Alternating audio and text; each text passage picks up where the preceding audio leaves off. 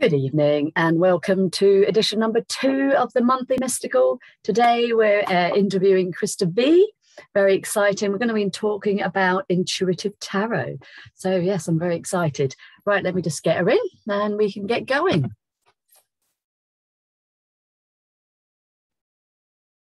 And here she is. Let's just log in. How are you? I'm good, thank you. How are you? Let me see if I'm very well. And I apologize, sometimes some of my other calls run over. Oh, don't worry. Yes, so we're recording now, so we'll just don't worry, that's fine. I'm just trying to see if I can turn up my volume. Hang on 2 seconds. But yes, let's go. All right. So Intuitive Tarot. I got very excited when you told me about this because I'd never actually heard of the phrase before. Okay. So so it's going to be very interesting to know. Yeah. Okay. Well, tarot is something that obviously everybody wants to learn, and then they start with a deck and they look at all those cards and they think, well, that's far too much to learn. And the clever person will divide that deck and then, learn in little sections. And some of the people give up halfway because they say, it's too difficult. But I think, firstly, we have to just start learning to tap into our own intuition. And to do so, we need to look at the symbols of the world. What does sunrise mean? What does sunset mean? What does darkness and night and duality mean for us? We need to read and bring those things in. What does a rose mean for you and salt mean for another, or earth or sugar? So, it's good to start reading about symbols first. Maybe Jung's book on symbolism is really very good. I mean, Jung, as you know, studied under Freud, but Jung was really the one that worked on dream work and symbols, because really we are delving into our own deep subconscious, but also connecting with the subconscious for the person that we read for. Because sometimes we might read for ourselves, but we will read for somebody else very often. And I often say to people, take your deck and start learning. And I have a few decks here, and these are not actually regular decks. Start just looking at pictures, start just looking at that picture and say, let's take one here. Just start looking at that picture and see what it means to you. Yeah. Don't go what the book says, and don't actually go with what the number of the card is. Just look at what it says.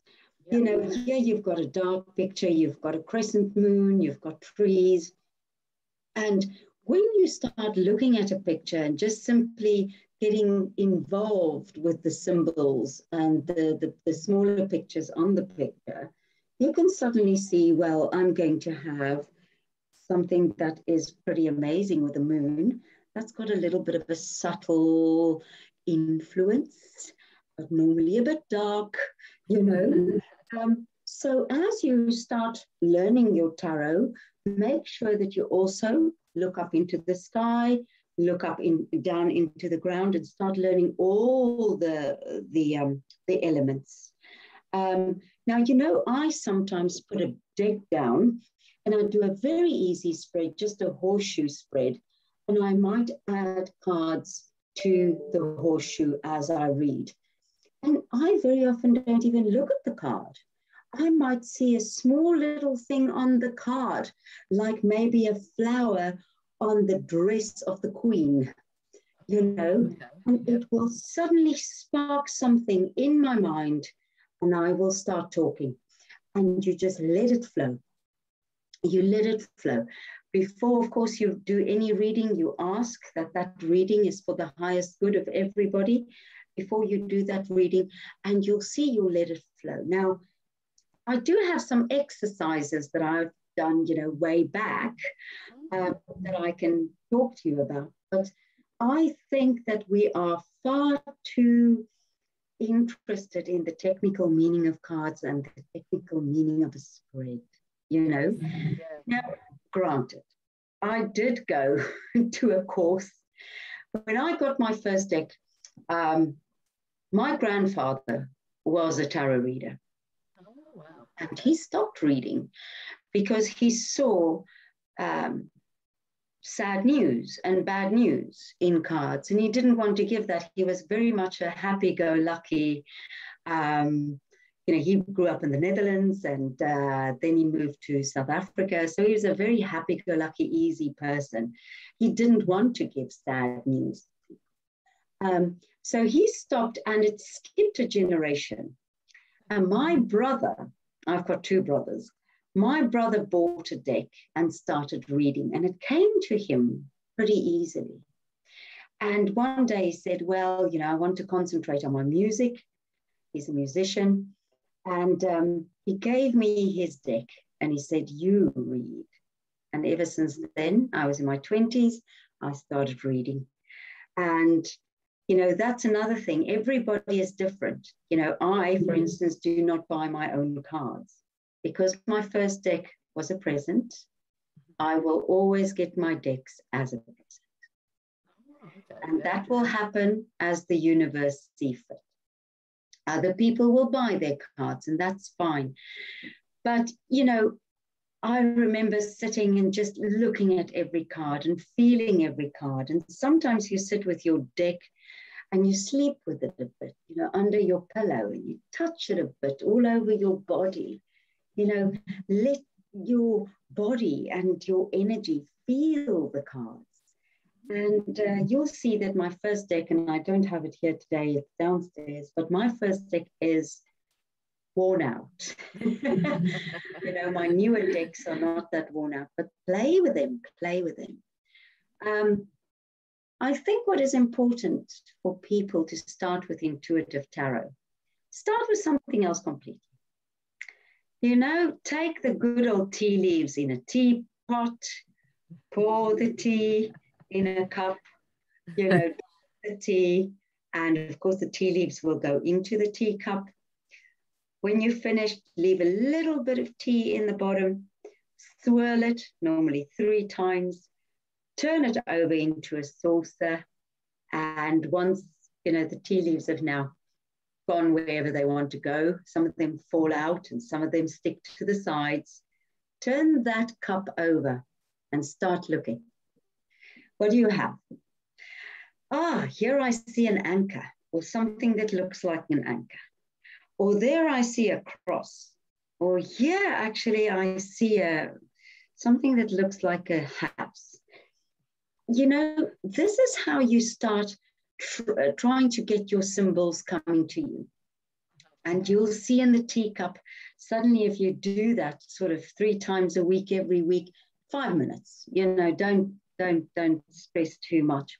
You'll start finding that, I can see this, that, the other. I can now start making pictures. And that's really what this is. These are pictures with value. And that is why with intuition, I went to a talk one day.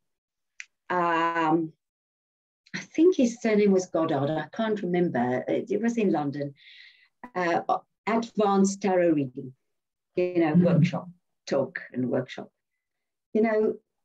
The instructor that day did not talk about tarot cards for the first half of the morning.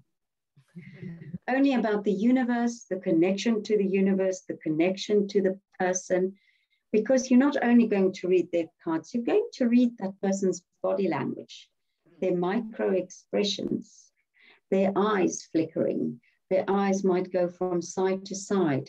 They might pull back. They might sit closer, I recently did some cards at a party. And, all the girls at the party, of course, they're chatting away and they're eating, cheese and biscuits and having a glass of something. And I said to them, I'm there to give them 10 minutes. It was part of just something that I did for the hostess because I know her quite well. And they come and they sit for 10 minutes, in the corner or in the other room. And you can see them, this very excited. And then you can see, what effect the cards have on them. Now, I am very easy when I read my cards. I ask many questions. You know, I'll say, you've got 2 children. It's a boy and girl, isn't it? You know, because I can be wrong. Most times I'm right. Somebody actually asked me about their father, and I gave some information, and I was hoping to hear back as to how her father was doing. I haven't received the information, but I hope that I will from her or from my friend. So because one makes predictions. And that's how it works, really, Jackie. That's how it works. One has to really connect to the universe. Fantastic. So yeah, so you say you've been doing it since for quite some time then, learning. I know I have. I've tried numerous amounts of times. I've done little courses myself and courses online, and I'm still struggling. I just don't get it. But like what you said, and I didn't even think about it, because I'm quite I kind of have to have it in a box, and if it doesn't go right for me, then I'm like, oh, and I get quite, I get frustrated, because it's like, oh, why isn't it? And it didn't occur to me to, I know I've had a course where they've said, oh, just look at the card, feel the card, and all that, and I'm like, okay, but it didn't kind of click until what you just said there, to kind of, oh yeah, well, if I just sit there and I just, yeah. So it kind of makes sense to do it that way, rather than trying to learn what the actual prediction is supposed to be in the actual card. So and do practice. You find, yeah, and practice, clearly, yeah.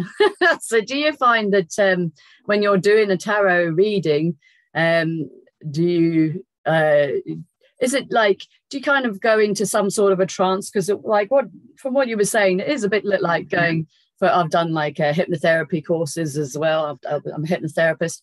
So you kind of, are you going into a sort of a trance with your client, the person that's in front of you, when you're doing a tarot reading?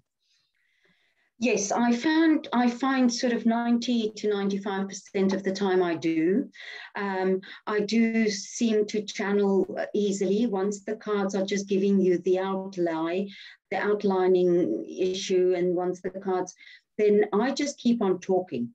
I keep on talking, and as I keep on talking, even if the first few sentences are very mundane, very bland, if I keep on talking, it becomes like a trance, and there's some kind of channel that takes place. Now, obviously, my guides and my angels will look after me. And I think the initial step is really to take that plunge to read for somebody else. Yeah. And that's always the hardest thing, take the plunge to read for somebody else. And when I read for my first few times that I read for somebody else, it was normally friends that I sort of know. And then I started reading for strangers. You have to take that plunge. And at the same time, you have to just say, well, I'm going to make mistakes, and that's going to be okay. And somebody's going to say, well, she can't read cards, or somebody's going to say she's fantastic. Now, most of the times you get very good feedback. People will say, I didn't understand that. I don't say, oh, you're going to be married 3 times and you're going to have 6 children. That's not what it's about. We also take some spiritual and emotional issues. And some people have asked me very specific questions. And I think the channeling helps with that, especially with timing cards or timing questions.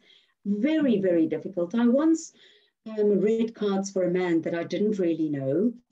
And I had my Horseshoe Spread, which is my go-to spread if I just really want to see what's happening, rather than the Celtic Cross or any of the other more intricate spreads.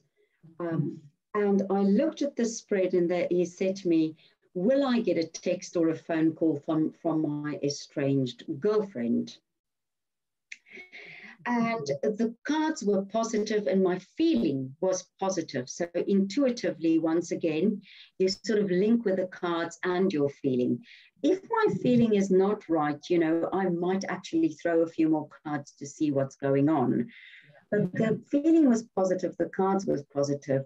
And I saw to the left, a positive card, and I saw to the right a positive card, and the number 8 appeared in his cards and in the middle. And I said to him, you will get a text or a phone call between 10 to 8 and 10 past 8, and it will be tonight or tomorrow night. Well, that's very specific. That is a unique example, and it doesn't always happen like that. But yes, he did receive it the following night, and it was just after 8, about 1 minute past. So wow. He received a text. That was very cool. And, so, yes, so that can happen because I didn't look at a timing card. I also didn't say, oh, I have to now get a timing card because, in spreads, there are timing and timing cards. You simply use your intuition at that time, and you say what comes into your mind immediately. That, of course, comes with real just feeling very supported by your guides and feeling good at the time. I have read cards, for instance, when I'm also feeling not that great. Maybe I've got a cold, maybe I'm tired, maybe I've had a bad day, but you just somehow, once you start talking, you forget about that. And intuition with the cards, and the cards will help you. You put your cards down and they just simply help you. But yes, that is what intuition means. You are in a trance and you are really channeling at the time. Yeah. Do you think that you say your guides so is it your guides that are helping you, or do you think it's your own personal higher self, for instance, or is it a bit of everything, or how would you? Good question. Yeah. I don't know. I do think that some of my own knowledge comes through with the help of the guide.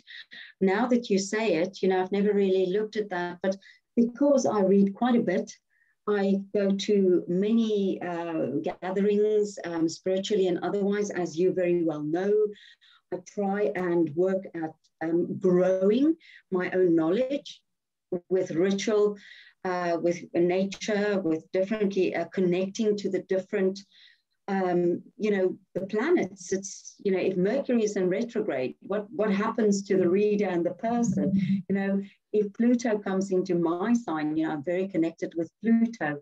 So I think your own work on yourself is certainly really good. And as I get older, I have more of a sense of empathy and sympathy for the person sitting in front of me that I didn't have in my 20s. And in my 20s, I would, or even in my 30s, I'm a late bloomer with these sort of things.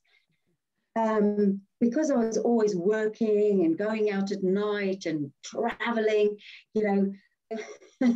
you don't actually see the world in such an empathetic way. And as we get older, you look at things differently. So I do think some of my own style come in there with some of my knowledge. Yeah.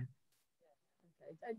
Do you say that, so the client that's in front of you, you said you did, so you look at their body language. So do you think that comes into play, that maybe if you can tell if they're thinking a certain way by the way their eyes are going, and if they're fidgeting, then they might be nervous about something that you've said, and does that kind of influence the next bit that comes along? Or do you think it's more about just your flow and your channel? Oh, yes, especially when I do those 10-minute readings that I've done now at 2 parties now in the last year and a half or so. Those 10 minutes, you cannot get the channel going. Yeah, it's short. Those 10 minutes, and this is in fact my new thing that I want to really expand upon, because the new thing for body language and body language reading is to read micro expressions. Really, when somebody say yes, but do this, or say no, yeah, do that, and their eyes how it flickers, or a quick backwards pull or a quick forward, very, very much micro expressions. So yes, for a 10-minute reading, if a good reader wants to understand, am I on the right track? Exactly, yeah. See that sort of upturned smile or that quick one, so that you're on the right track. And I had a lady I could see immediately, she is just out there with her cleverness. She's got huge intellect. And, you know, it was streaming out of her and out of the cards. And I was, of course, so intrigued by her intellect that I wanted to ask and I wanted to go that path. But I saw in her that she wanted to really know about her life, her children. And the moment I mentioned her children, you know, I could see a spark. She was more upright. And then you put your own curiosity behind you and you speak about her children. And I could then read more about the children. I was taking a card, identifying that card with a child, and then read around it. And take another identifier and read around it. You know, she's got two different children, very different. The one is sort of slower to learn, slower to take up, slower to understand social interactions, and the other one's quite fast. So she needs to, you know, be a mother to both and a true mother to both while she's still working, you know, as a researcher. She's got a PhD in nutrition, you see. But when I say nutrition, she would be a consultant for a large company making new, I don't know, vegan products or something. You know? So those micro expressions in a short learning, very, very important. So we as readers need to learn. And it's very good actually also for ourselves when we want to read for ourselves. Now, as you know, I'm still working, and some days I know that I've got a very big meeting with a very big, important person. You know, I might actually put down 3 cards or 4 cards. 4 cards is my go-to. And I might actually utilize the Yud Hey Vav Hey that we utilize in many groups. It's 4 cards, and I quickly look at the energies for myself. But I have also learned then to try and put my own brain out of the way. Now, you know, I had to go to the dentist the week before last, and I don't like the needles. And the dentist said to me, you need to just take your brain out of the way, you know? And that's a great saying. Well, I might have to nick that. Well, you know, but that is what you need to do. Take your brain out of the way. Let it just happen. Let it just happen. You know? See, that's probably one of my main problems, taking my brain out of anywhere, because it just goes. Yeah, and I can understand, because you are a very concrete person and you do very specific things, don't you? Yeah. I'm kind of I kind of put myself out that I need to have I just need the answer. Right? If it's like hairy fairy, I'm like, oh, why don't you just give me the answer instead of all this? Talking about getting the answer, you know, I can tell you where I learned getting the answer. I studied under a rabbi, Dr.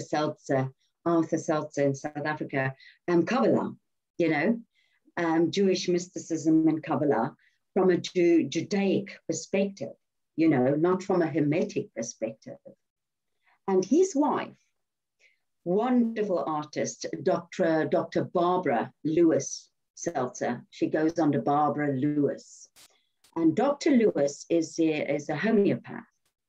And she would sit with what she gets as to what the remedy would be, the homeopathic remedy for whatever ailment you have. And then she would take out her pendulum and quickly check over every remedy if she's correct. And therefore, if she finds that the pendulum doesn't answer, she takes those remedies out. Wow, well, that's interesting. Isn't that fantastic? You know, I saw her doing that for my own remedies, and I took that on board for my cards. So what I do is, if I have cards and I want to either say a timing or if I'm correct for a person, because, you know, when I read the court cards, especially when you go for the court cards, it's difficult. What is a prince? What is a, you know, page? What is a king, a queen? You know, that doesn't mean, you know, the olden days that the king will come. You know, it's personality traits, it's character traits. You know, the King of Pentacles is a generous person. You know, when you get that card upright, it's a general, it could be a woman, you know. So I quickly take the pendulum and I just check on the card. I've got an idea, I put my finger down and I quickly check, or I just put the pendulum.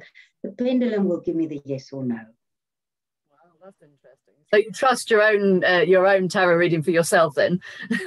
By just, is that by doing that, or is that I do that for clients? Well, I get very few paid clients at the moment. I just, you know, normally do it for friends and family. I think once I retire from my job, I might do it for money, for as a business. But I do use the pendulum for myself, but I do use that in a reading when I read for somebody else. I always have my pendulum. Okay. So maybe I should get my pendulum out as well then, because I'll be sitting there. I would sit there with myself and go, really? So I'm very difficult at trusting my own, even though I'm probably getting told, you know, 20 million times, for goodness sake, Jackie. You know, I'm very we don't want to hear. And you know, of course, the other thing is trying different decks that resonate with you. You know, I mean, if you look at the Marseille deck, it is certainly a more difficult deck for people to work with. You know, yes. You have it. I think, yes, I've got the Marseille deck. I actually did a day course on a couple of times, a couple of day courses on the Marseille, with somebody. And that was probably the most I'd learned in the whole of ever doing tarot, because he kind of said, look into the card and things like that. So that was a kind of bit more intuitive, but I learned a lot more that with doing that, even though it was in French. But oh wow, yeah, it is. But yeah, that's where, you know, it comes from Europe. yeah. And as you know, I think you know, the Crowley deck. You know, the Crowley deck is not set up in exactly the same way as some of the other decks that you will work with. Hence more confusion. Exactly. And you have to then also just get to know your decks and get the feeling of where do you want to go with that deck. I mean, there are some decks that I find, I was given a lovely deck by a lady that I still find difficult to read. And I'm trying to now, and it's a fairy deck. And there are little fairies and things on it, and it's just lovely. But you have to feel that deck, and you have to look at the cards, and you have to take the time. Now, I only work with my Hanson Roberts and my Rider-Waite, and then I do often work with the Wild Unknown Tarot. It's called the Wild Unknown. It's this tarot deck. It's it's got more of animals and things in. And that's lovely. Yes, and that really resonates with me. But you know, get to know the deck that resonates, because sometimes you say, oh well, I've only used the Rider-Waite, that's all I know. Well, you know, if you are the person that has to be given a deck, speak to the universe, it'll come your way. If you buy your own decks, go and check it out. Because that way your intuition will also flow, because you've got that connection, you know. And read the symbols, learn symbolism. What does a white dove mean to you and to the world? You know, for instance, a marriage, a wedding means something different to me than to many other people. Because when I see it in the deck, to me, it is a sign, watch out, look here, what's happening here. You know, to other people, it could be a beautiful union, but start getting your own symbols very solid, because the cards will give them, but also the universal symbols. You know, what is a symbol of a cross, a symbol of an ankh, a symbol of the ocean, a symbol of a heart, You know, these are universal symbols for us. And start taking even the modern symbols into play. And I don't want to be, you know, conspiracy theorist, because people do all kinds of things, but a McDonald's sign. Yeah. You know, there's a very lovely person that everybody should see his YouTube channels, and he's Vince Patisky. Okay. He wrote 2 books, and he's an excellent tarot reader. You know, if you see, he actually said, if you see the hermit with its lamp and the person is saying, I'm going to open a shop. What shop are you opening? I'm planning to open a late night diner. And you get the hermit, you know, there you are, lamp across the front of the late night diner, you know. Oh, yeah. Don't just oh, you know, this is a hermit, you know, going to withdraw into yourself. You know, that's what the book says. Yes, exactly. You're like, what? Okay. And the other thing that I have started doing, and that I feel that's very important, is to start recording readings. And I ask people if I can keep them. If they say no, I wipe them. I respect that. Lots of my friends will say, just keep them. I keep them for my own learning. I can give them to them as well. Or sometimes they would record on their own phone when I speak. Those recordings, when people listen back to them, or I listen back to them, it gives me extra, you know, sense of what I did there. And people also give me some answers to say, that was wrong, that was right. Oh, okay. You know, we're going to get there. Recordings are marvelous. I remember in the old days, people used to write everything down and then we lose the paper. But, you know, the recordings are really wonderful. So therefore, you know, everybody needs to start using the modern tools, apart from our own meditation every day, so that we can bring in the symbolism and then our channel, because we need to learn to channel. And the way to channel is easy. Open your mouth and start speaking. Anything. Say anything. Say what's on the card. Oh, there I see, you know, say anything. Then suddenly it'll flow. So hopefully your listeners will be able to take that on board and give you some good feedback. You know, some brilliant advice, I have to say. Yes, because but then I'll sit and second guess the stuff that's coming into my head to come out of my mouth. I have to say I'm hard work. Maybe I'll get you to teach me. Yeah, well, and also, you know, intuitive tarot, I think it is true. Some people can do a crystal ball. Some people can use the pendulum well. Some people can do other dowsing. Some people can do tarot. Some people can do palms. I think you find your niche, you know. Yes. I'm not a very good astrologer. I struggle to understand the chart well, you know. Yeah. Other people that I know are just brilliant at it. And I'm always learning, because I see that as above, so below, you know, with the cards as well. But the cards are certainly in my family.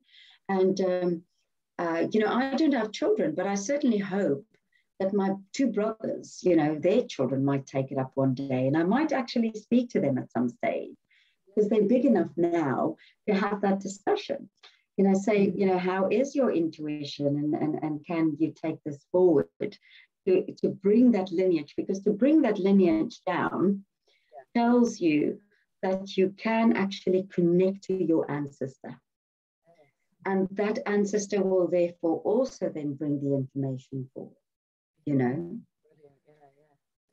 That's important. Our ancestors, you know, in Africa, of course, ancestor worship and ancestor veneration and learning from the ancestor is extremely important. So we need to look at our ancestors, you know, just like we remember somebody on their birthday when they're already in heaven or in the next dimension, or on the time that they left their body on this earth. You know, we remember them in any way, our parents, grandparents, and others. You know, I think it's important. So if it's in your ancestry, it's in your blood. Yeah. Excellent. Yeah. I'll leave you on one last question. What would be your top 3 decks that you would recommend that somebody would, if they wanted to go down the intuitive tarot route? What would your top 3, if there is a top 3, what would you say in your own personal opinion? The first deck that you have to start with is the main one, because everybody teaches on that, and that is certainly the Rider-Waite deck. That would be your go-to deck always to start learning, start understanding is the easiest. You can see YouTube videos and other things. Secondly, if you can get hold of a Hanson Roberts deck, it's a lovely deck to have. It's very much based on the Rider-Waite. It's got a few other little quirky things in there that you need to look at. And thirdly, definitely start learning the Marseille. The Marseille deck has got ancient value and ancient symbols. And the Marseille deck will connect you also to your numerology and your numbers, which you do need, because, you know, if you look at something like that, you know, and it will connect you to your wands, your pentacles, you know, etc. So those 3 decks are definitely the 3 that you have to go to, and then spread your wings, you know. And I certainly, for the picture cards, definitely start going to something like the Wild Unknown is very, very good. And any of the other nice ones, you know, to get the pictures. But then once you put the spread down, the pictures will come. I've got the Marseille deck. I haven't got a Rider-Waite deck. So if anybody's watching when we put this out, then I would like one for Christmas, please. Right, that's been absolutely fabulous to talk to you. It's been such a pleasure. Jackie. And thank you, Jackie. And we will speak soon again, I hope. Yes, we will. And it's been a really intuitive talk. Thank you so much. Bye then. Lovely to see you. Bye. See you soon. Bye. Well, that was bloody interesting, wasn't it? Wow. So yeah, I've learned some interesting stuff. I might actually be able to get on with it. I've been stuck on the tarot for a long time, and maybe I might be able to actually get there and become a bit more positive about doing my own tarot readings. So yes, thank you very much for tuning in, and I shall see you very soon on the next Monthly Mystical. See you all soon. Bye.